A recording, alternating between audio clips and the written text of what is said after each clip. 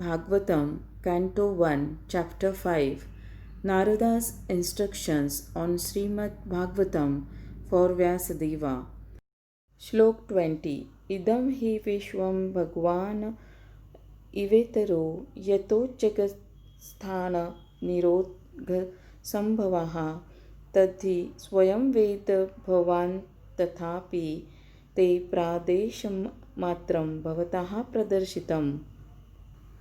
Translation. The Supreme Lord Personality of Godhead is Himself, this cosmos, and still He is aloof from it. From Him only this cosmic manifestation has emanated.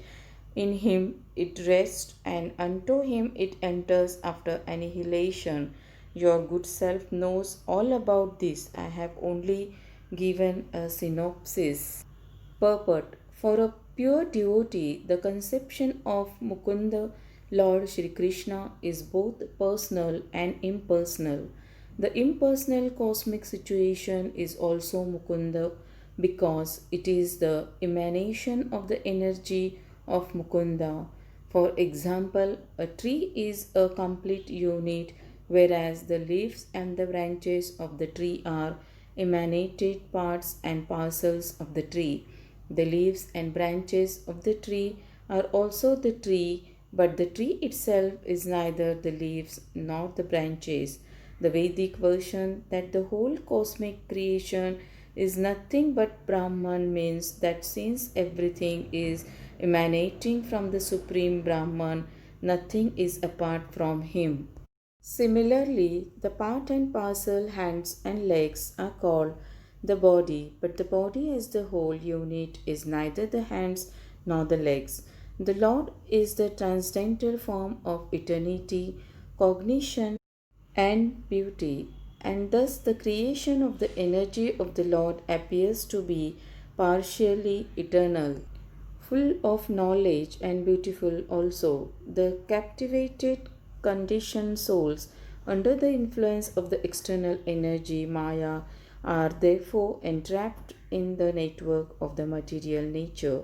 They accept this as in all, for they have no information of the Lord who is the primeval cause, nor have they information that the parts and parcels of the body, being detached from the whole body, are no longer the same hand or leg as when attached to the body.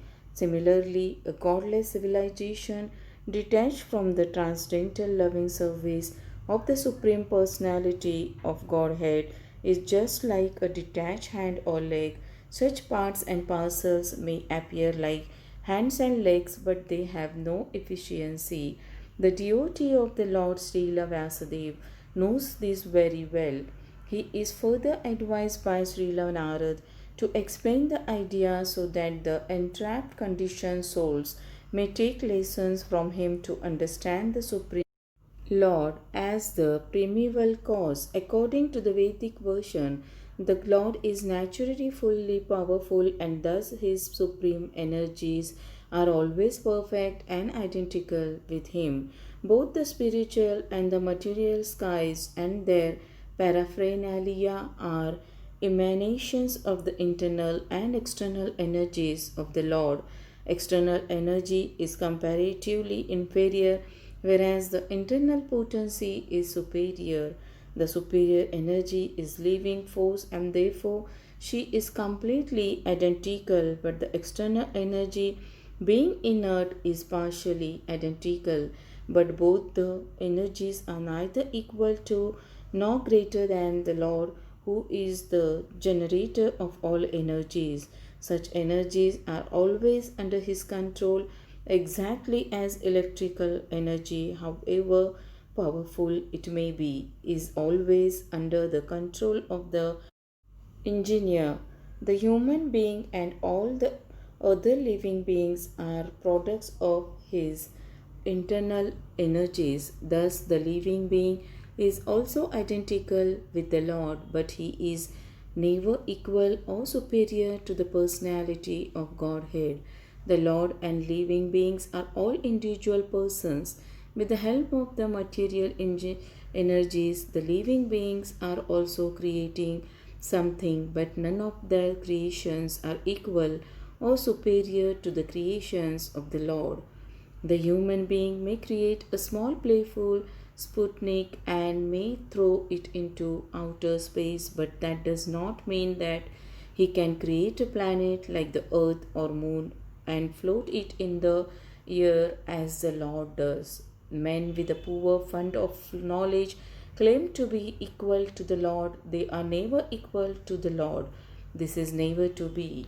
The human being, after attaining complete perfection, may achieve a large percentage of the qualities of the Lord, but it is never possible to surpass the Lord or to become equal with Him. In a deceased condition, only the foolish being claims to be one with the Lord and thus becomes misled by the illusory energy. The misguided living beings, therefore, must accept the supremacy of the Lord and agree to render loving service to Him. For this they have been created. Without this, there cannot be any peace or tranquility in the world. Srila Vyasadeva is advised by Srila Narad to expand this idea in the Bhagavatam. In the Bhagavad Gita also the same idea is explained. Surrender fully unto the lotus feet of the Lord. That is the only business of the perfect human being.